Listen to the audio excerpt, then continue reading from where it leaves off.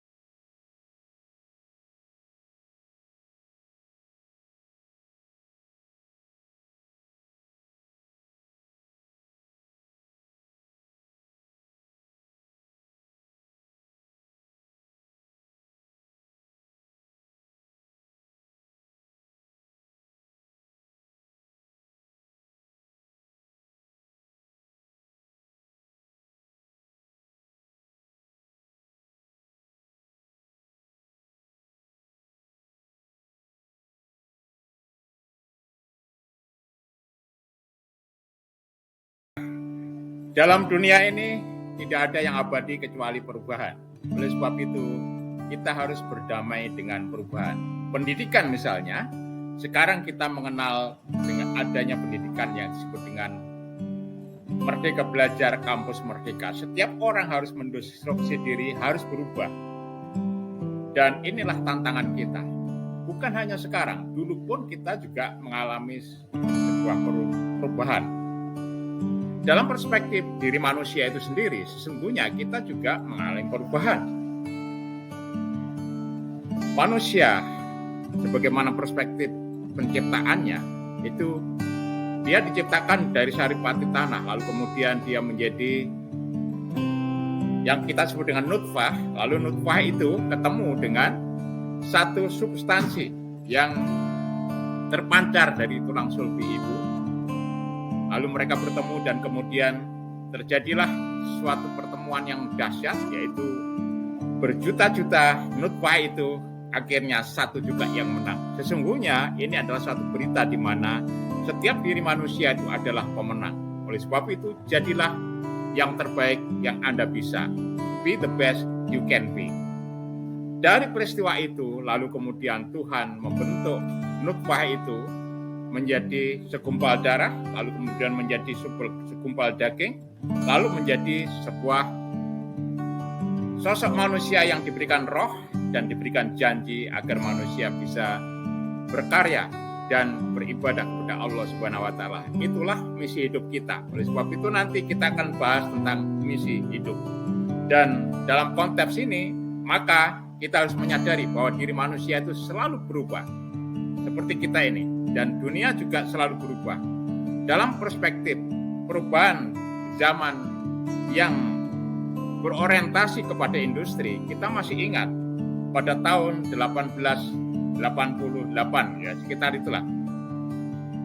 Di sana kita mengingat adanya satu perubahan yang kita sebut dengan abad industri yang pertama, dengan terjadinya mesin uap misalnya, lalu kemudian bergerak lagi ke abad industri yang kedua, dan kita juga masih ingat di tahun 1930-an kita mengalami satu perkembangan zaman industri, lalu kemudian tumbuh apa yang disebut dengan manajemen ilmiah, scientific management. Dan saat ini kita setelah memasuki pada zaman yang kita sebut dengan teknologi informasi, dan ini sudah diingatkan oleh Alvin Toffler pada tahun 1970-an dengan bukunya dia The Third Wave dan Culture Shock, di mana kita akan menghadapi sebuah zaman di mana zaman itu ada tiga zaman yang berbenturan, yaitu zaman agraria, industri, dan teknologi informasi, dan itu kita alami sekarang ini. Maka oleh sebab itu kita harus berdamai dengan perubahan, bagaimana kita bisa menjadi pribadi yang terbaik dalam perubahan ini. Jadi proses yang dinamis dalam perubahan itu niscaya kita selalu hadapi, selalu temui.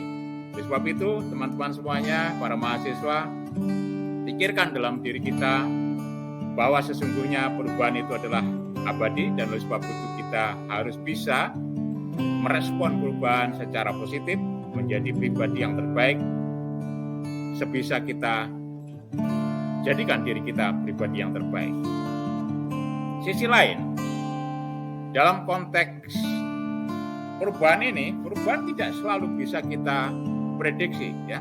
Dan ini akan terus-menerus yang kita sebutkan volatile, yaitu perubahan yang terus terjadi dan kita tidak bisa memprediksinya secara baik, dan kadang-kadang akan terjadi begitu saja dan kita harus menghadapinya. Kadang kita melihatnya sebagai sesuatu yang menyesakkan dada mungkin, ya, atau sesuatu yang menurut kita tidak tepat bagi kita, tapi itu nyata dan kita harus hadapi. Perubahan itu sekali lagi proses yang dinamis. Yang kedua adalah volatile, terus berubah. Oke, kita harus menjadi pribadi yang unshakable, tak tergoyahkan, kayak gitu kan, unshakable, tak tergoyahkan, gitu ya. Dan tidak menentu bahkan, ya, uncertain, dan juga ambiguous, tidak nyata, tidak clear, tidak jelas. Dan oleh sebab itu kita harus bisa mengadaptasikan terhadap satu perubahan yang terus terjadi dan tidak menentu, dan juga kompleks, ya. Perubahan selalu kompleks, ya. Dan saat ini terjadi di lingkungan kita, ya, tentang Merdeka Belajar, kampus Merdeka yang kita ini harus selalu bersinergi dengan industri, dan itu baik buat teman-teman mahasiswa, dan ini adalah suatu tantangan maupun kesempatan yang baik buat kita semuanya. Apalagi yang bisa kita pelajari dari perubahan selain proses yang dinamis, terus berlanjut, lalu kemudian tidak menentu. Perubahan itu ya kompleks, ya, dan ambiguous, tidak jelas, gitu ya. Kita mencari kejelasannya, ya, kita harus memperjelas, ya. Kita harus mencoba untuk kita harus selalu menganalisis dan memperjelasnya. Bagaimana caranya? Ya, kita harus memiliki kemampuan yang disebut dengan HARE. Yang pertama adalah helikopter. Helikopter itu adalah wawasan yang luas dan kemauan hati untuk belajar. Lalu imajinasi, misi hidup dan cita-cita kita, dan juga situasi yang ada. Lalu kemudian kita analisis dan kita lihat realitasnya. Insya Allah kalau kita bisa mengolah ini semuanya, kita akan selalu menjadi the best we can be. Sisi lain juga, sesungguhnya perubahan itu menyenangkan. Karena apa? There will be the best work that in our life that we can achieve, gitu. Perubahan itu juga menyenangkan. Karena apa? Saya contohnya sekarang, mohon maaf ini bukan harus pamer, tidak, tapi saya mengalaminya sendiri. Ketika saya sekarang ada perubahan, ada pandemi kemarin, ya, dan sampai sekarang ini ternyata saya bisa melakukan pekerjaan bersama teman-teman 4 sekaligus dalam waktu yang sama, contohnya dengan device-device yang ada. Saya bisa mengikuti kuliah-kuliah di luar negeri tanpa harus saya datang ke sana. Contohnya di Coach to Fortune India, dan juga bercengkrama dengan teman-teman di Harvard University. Itu bukan suatu hal yang tidak mungkin, dan itu saya lakukan. Dan saya masih juga bisa mengajar teman-teman di sini, dan saya juga masih bisa menjalankan fungsi saya sebagai asesor nasional. Contohnya seperti itu. Contoh nyata, ketika saya harus meeting dengan Kementerian Bappenas, pada saat itu saya harus menguji teman-teman calon guru penggerak misalnya. Dan masih ada lagi satu rapat, ya. Satu rapat. Akhirnya saya memakai 3 device. Nah, saya akhirnya meminta teman saya, asesor yang satunya, untuk menguji duluan, dan saya memperhatikan, saya berbicara dengan teman-teman di Bappenas. Dan sisi lain, saya mendengarkan, ya, presentasi rapat dari salah satu teman di peristiwa yang satunya lagi. Jadi 3 device sekaligus dan tiga aktivitas sekaligus bisa kita lakukan. Nah, ini teman-teman mahasiswa bisa melihat hal ini, bahwa perubahan itu selalu akan kita hadapi, dan perubahan itu adalah proses yang dinamis, terus terjadi, tidak menentu, kompleks, ambigus, dan sesungguhnya sangat menyenangkan untuk kehidupan kita yang lebih baik. Tinggal kita bagaimana caranya kita melakukan pekerjaan kita, dan kita belajar dari orang lain dengan strategi yang tepat untuk menjadi pribadi yang terbaik.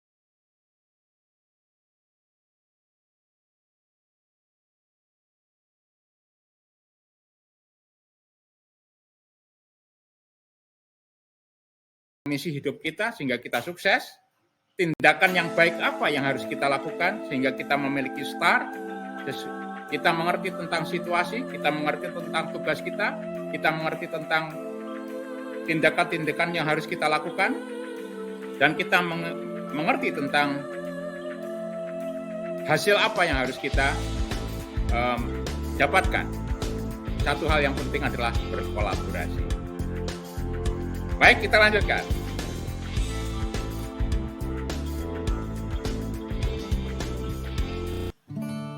Baiklah, saya lanjutkan pembicaraan kita hari ini.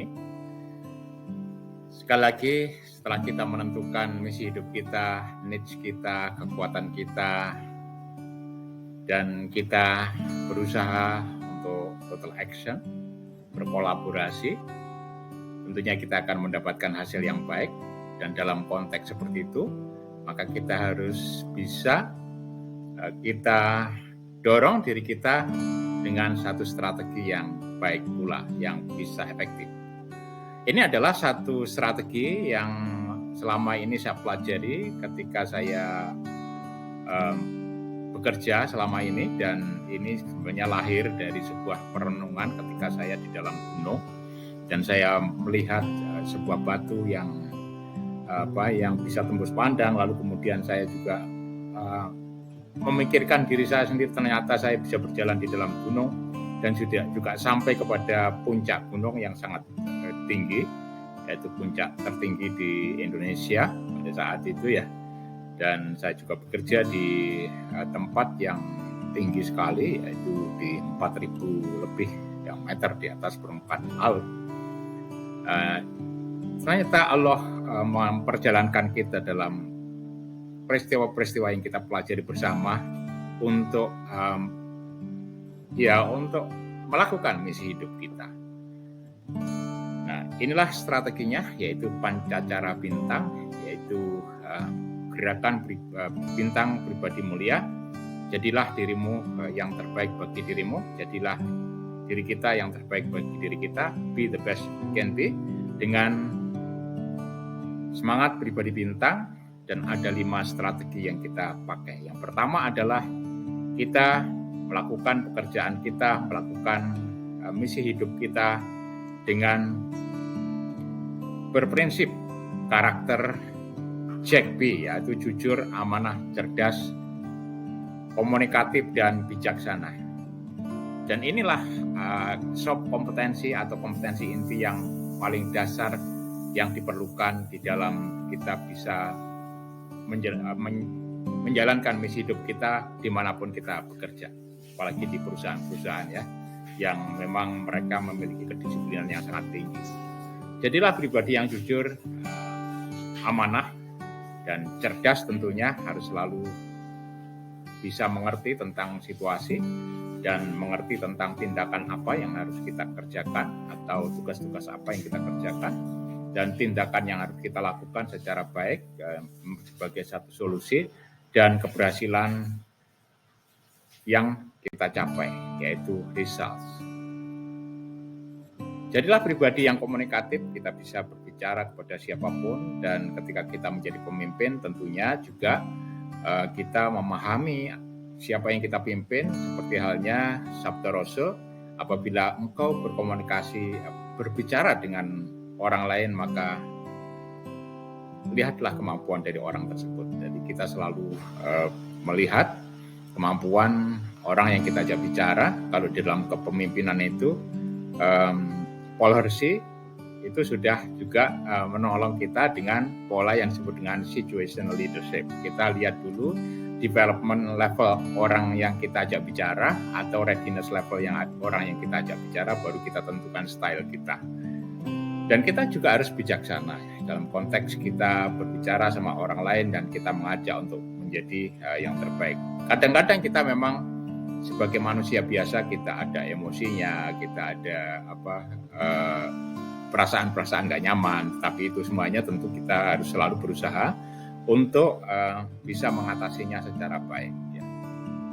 Ya itulah, jadi karakter jujur, amanah, cerdas, komunikatif, dan bijaksana. Insya Allah Anda dimanapun juga akan bisa berhasil di dalam mencapai cita-cita Anda dengan menjalankan misi hidup Anda. Yang kedua adalah greatness. Tadi sudah saya katakan bahwa setiap diri manusia itu memiliki kekuatan, keagungan, dan kita harus bisa mempelajari atau mengidentifikasi needs kita, dan orang lain juga memiliki kemampuan. Oleh sebab itu, ya tidak berarti kita adalah orang yang terbaik dari orang lain. Kita terbaik dari diri kita sendiri, sehingga kita bisa memahami ada kebaikan atau keagungan yang bisa kita sharing, bisa kita belajar dari orang lain, dan menjadi kekuatan bersama untuk mencapai cita-cita dengan misi hidup kita bersama. Jadilah pribadi bintang, di mana pribadi bintang ini adalah orang-orang yang selalu bersikap positif dengan karakter tadi, Jack B. Dan bintang itulah star. Star itu ya sama halnya dengan yang saya sampaikan tadi, dalam setiap pekerjaan kita, setiap langkah-langkah atau kegiatan yang kita gunakan di dalam melaksanakan misi hidup kita, selalulah berfokus kepada situasinya apa dan tugas yang kita harus lakukan apa, tindakan apa yang harus kita buat supaya ini lebih positif, lebih konstruktif sehingga ada hasilnya. Sisi lain adalah Anda harus menjadi pribadi yang terbaik bagi diri Anda, yaitu star, seorang bintang bagi diri Anda sendiri. Dan oleh sebab itu, jika setiap orang semuanya menjadi bintang, maka kita akan, di tempat kita akan gemerlapan bintang sehingga kita bisa menyinari kondisi lingkungan kita. Yang berikutnya adalah gratitude, ya, syukur dan hormat. Ini kalau di dalam 7 Habit ini dikatakan bahwa kita selalu bisa memahami bahwa kita harus belajar, ya, sharpen the saw, belajar dari orang lain gitu. Rasa syukur di sini kita maknai sebagai sebuah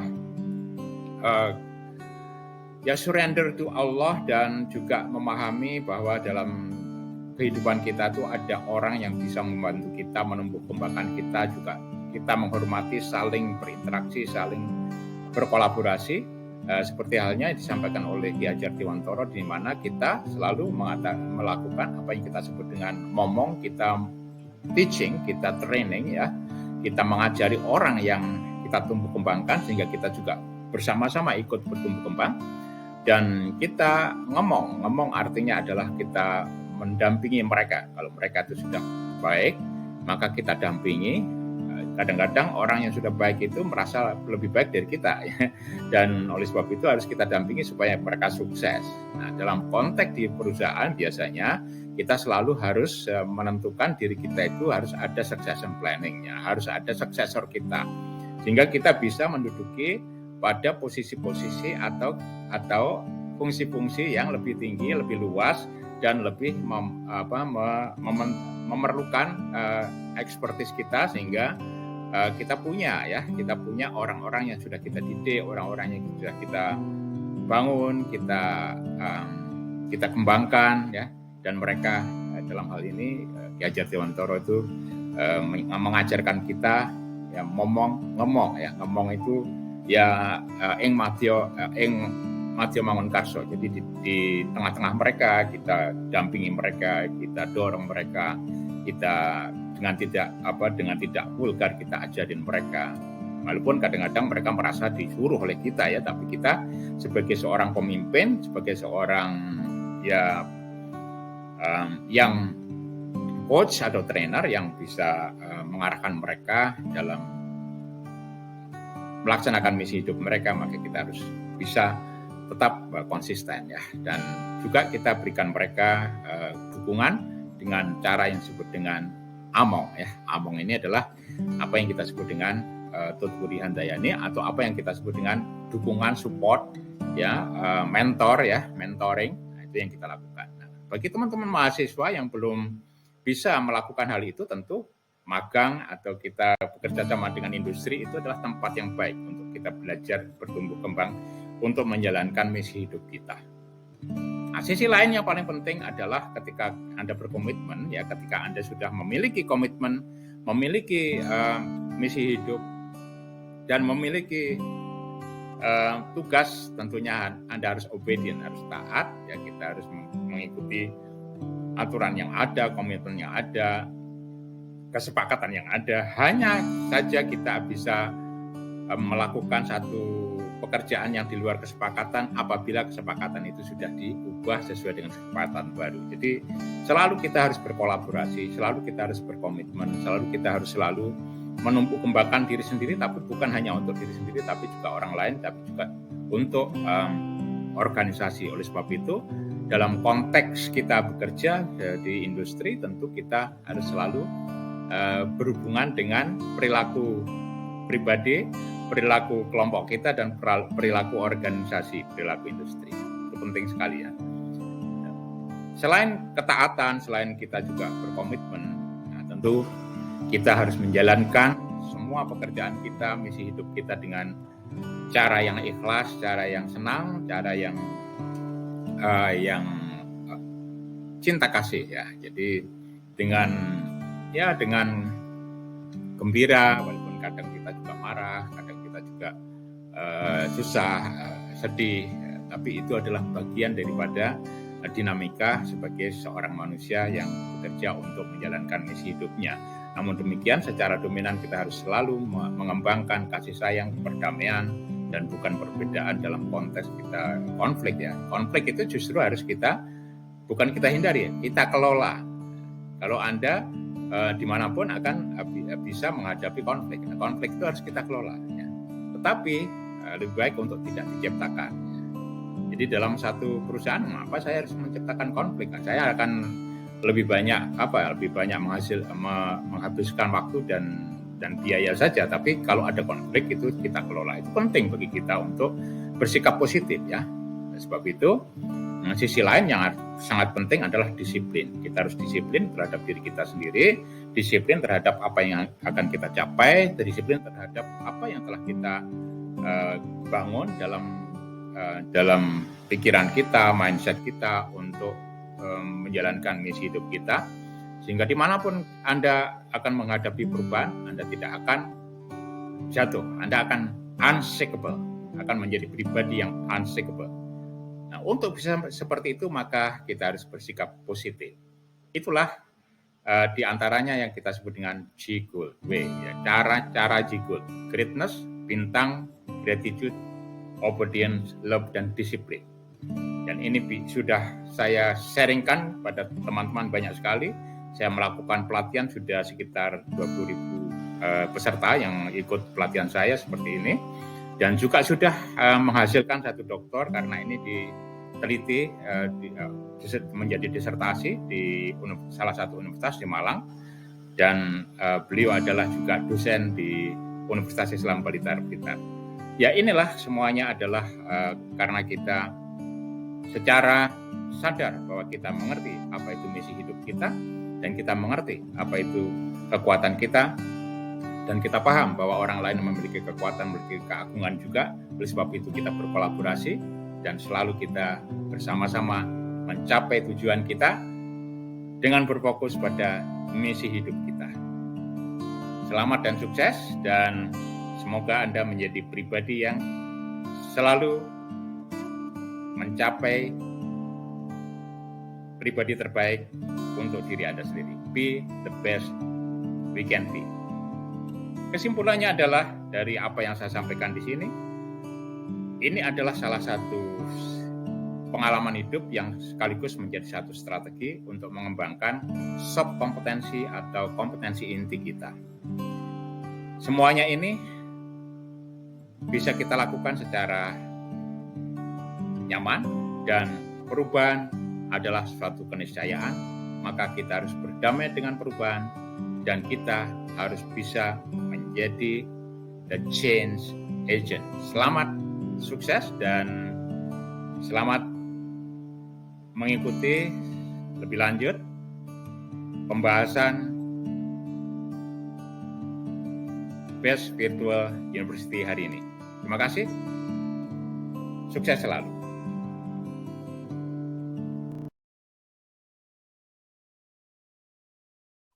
Baik, demikian tadi ulasan saya tentang bagaimana kita memenangkan perubahan ya. Win the change and share the glory.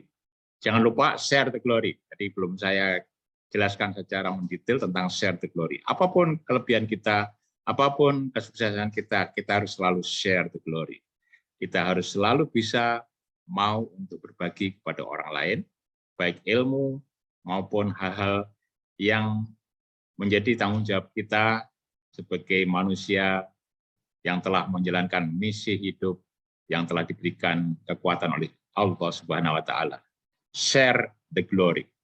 Ibaratnya jika Anda berhasil dalam mencapai satu tujuan Anda di kampus ini, lalu kemudian kita memiliki kemampuan untuk berbagi kepada sesama, lakukanlah itu, dan selamat sukses. Terima kasih.